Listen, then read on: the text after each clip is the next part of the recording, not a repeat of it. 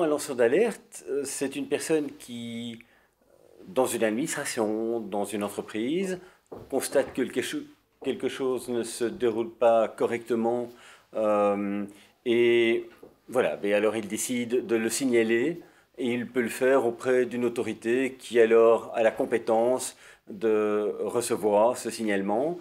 de le traiter, de l'examiner, de faire une enquête pour voir ce qui s'est passé et d'assurer aussi la protection de la personne qui a fait ce signalement. Une administration qui fonctionne mal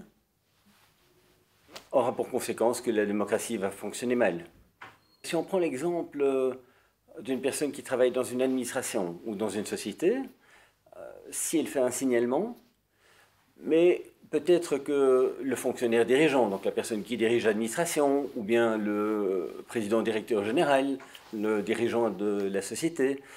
peut-être que ces personnes vont prendre à l'égard de la personne qui a fait le signalement une mesure de représailles, c'est-à-dire, par exemple,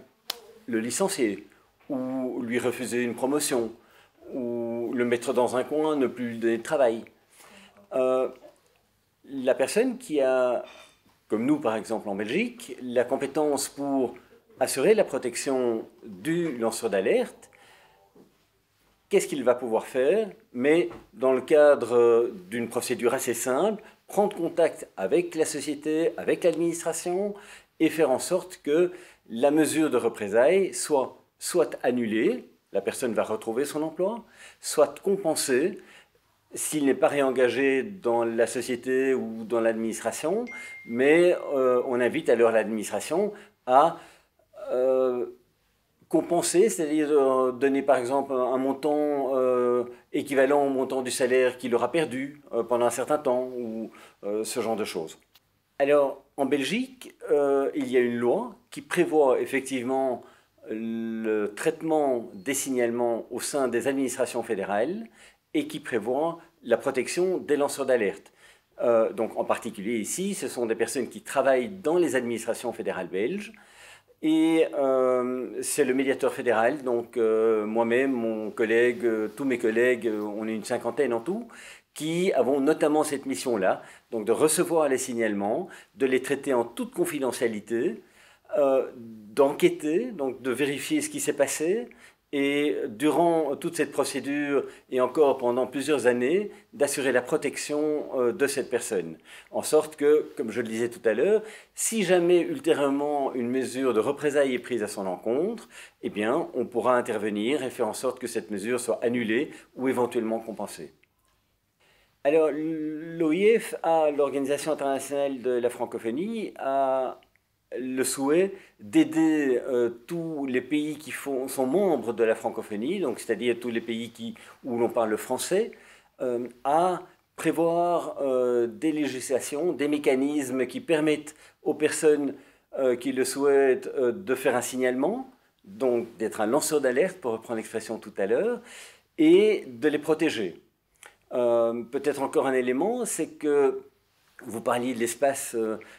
francophone tout à l'heure, il y a aussi dans l'Union européenne, donc dans l'Europe politique, une directive européenne, c'est-à-dire une loi si vous voulez, qui prévoit que tous les États membres doivent mettre en place un mécanisme de signalement et un mécanisme de protection des lanceurs d'alerte. C'est une loi qui date de 2019 mais parmi tous les 27 États membres de l'Union européenne, lentement mais sûrement, cette loi est transposée, c'est-à-dire qu'on va en prendre les éléments et les écrire dans une loi nationale propre à chaque pays, chaque État membre, en sorte qu'au sein de l'Union européenne, tous les lanceurs d'alerte puissent bénéficier de la même protection. Et là, ça va au-delà simplement des lanceurs d'alerte qui feraient partie d'une administration d'un de ces États, mais ça concerne aussi les signalements qui proviennent du secteur privé, donc c'est-à-dire les entreprises, les sociétés, les associations. Voilà, donc tout le monde pourra être protégé en Europe si un lanceur d'alerte fait un signalement. La francophonie peut effectivement... D'abord, il y a des États membres de la francophonie qui sont membres de l'Union européenne, comme la Belgique par exemple, ou la France, et qui, eux, sont engagés déjà dans ce processus de transposition de la directive européenne, mais la francophonie peut aussi suggérer à ses États membres de s'inspirer des mécanismes qui sont prévus par la directive européenne et de les adapter à leur propre sauce, si vous me permettez, en fonction du pays et des circonstances ou des traditions du pays au sein duquel on va essayer de mettre en place une législation.